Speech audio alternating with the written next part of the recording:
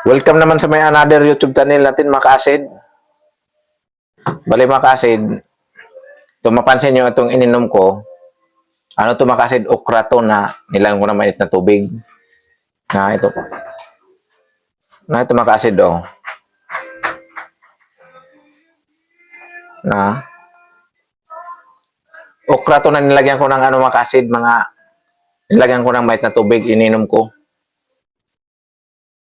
Na mga ka-acid, kumusta na po kayo? Sana nasa mabuti po kayong kalagayan.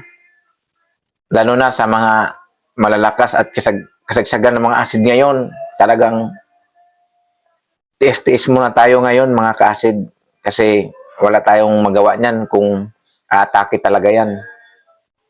Kailangan natin na lakasan ang loob natin. Maging matapang tayo. Huwag tayong manghina ng loob. Kasi pag mahina ang loob mo at kung ano ang nasa isip mo na takot,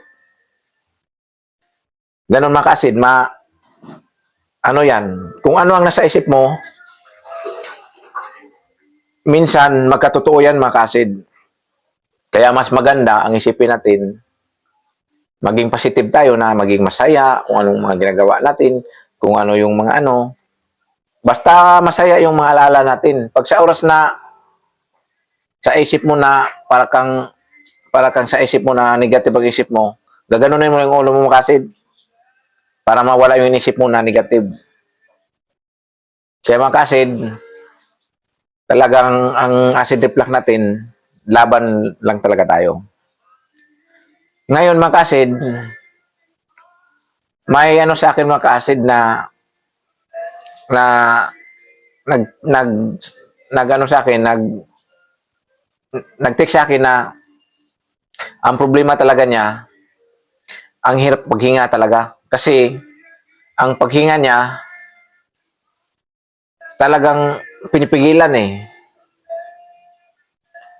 Pero sabi ko sa kanya, tinanong ko kung yung paghinga niya, kung ilang ano na, ilang taon na ba?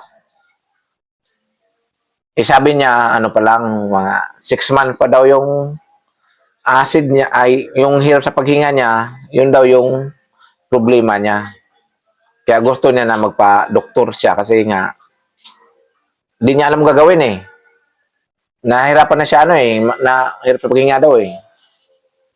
Kaya sabi ko sa kanya, yung hirap sa paghinga mo, acid reflux yan. Hindi yan delikado. Kasi kung delikado yan, dapat, nung umpisa pa lang, hindi naabot ng 6 months yan. Kung delikado yan, hindi naabot ng 6 months. Ang acid reflux kasi, mahirapan na maghinga, tapos, ganon, patuloy-tuloy lang yan eh. Pero kung ang paghirap sa paghinga mo na, na nagtagal, anxiety tawag na yan. Hindi gumagaling-galing yan kasi nga palagi yan ang palagi mong binabantayan yan eh. Tapos yan yung inisip mo palagi na mahirap ka naman maghinga, ganun. Kaya dati kasi ang ginawa ko diyan sa mahirap ako maghinga, pagising ko sa umaga, inom ako ng mainit na tubig. Bali minsan makain mo ko ng 3, minsan 2.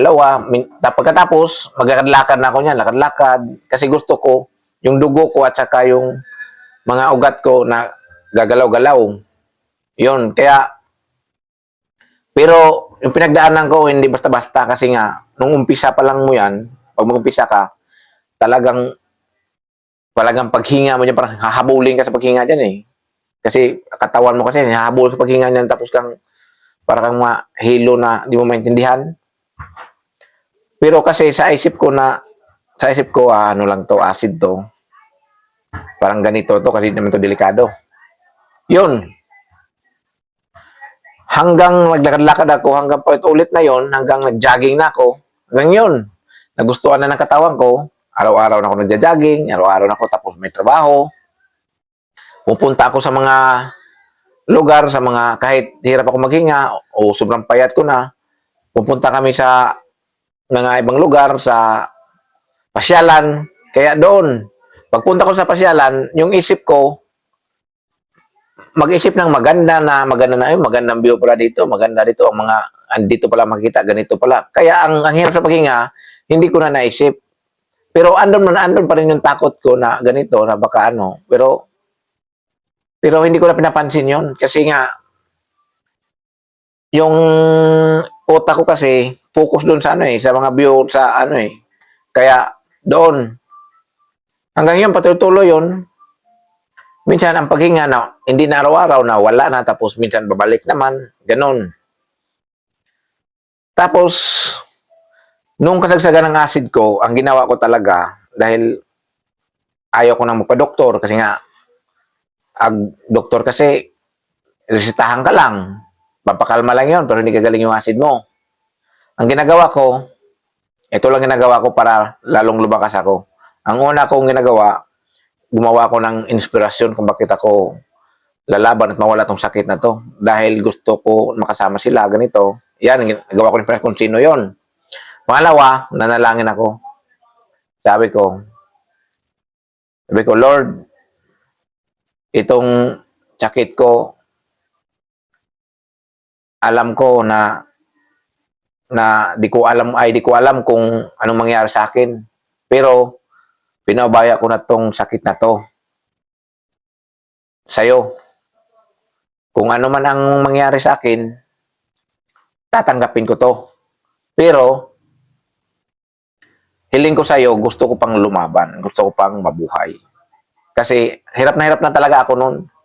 Pero ito ang nagpapagaling sa akin na sabi ko, ikaw na ang bala sa akin kung ano mangyari sa akin. Kasi ikaw ang masusunod. Basta ako, lalaban ako at gusto kong mabuhay. Kaya yun, kahit saan ako magpunta, hindi na ako natakot. Sabi ko, kung dito man ako example, hanggang dito na lang, kung dito man ako sa lugar na to, atakehin, o ganun, tatanggapin ko na kasi, ang alam ko, Diyos ang nagano sa akin eh. Si Lord yung, yung ano eh, siyang gusto na maganon ako eh. Kaya yun, pinabayaan ko lang hanggang kahit saan ako punta, di ako matakot kasi nga gusto ko pang mabuhay pero kung si Lord nang wala na tayong magawa. Kaya ngayon makasid, ngayon pa lang, lalaban tayo. Huwag tayo mawala ng pag-asa. Pag negative yung sa isip mo, gagano'n mo yung ulo mo para maano yung yung isip mo mabaling. Huwag tayong panay stress, panay inisip yung mga sakit. Huwag yung pabayaan na natin. Diyan lang ang ginagawa ko, makasid. Kaya lalong tumibay yung kalooban ko at lumaban ako, makasid. Ganyan lang, makasid. Hanggang dito, makasid. Maraming salamat.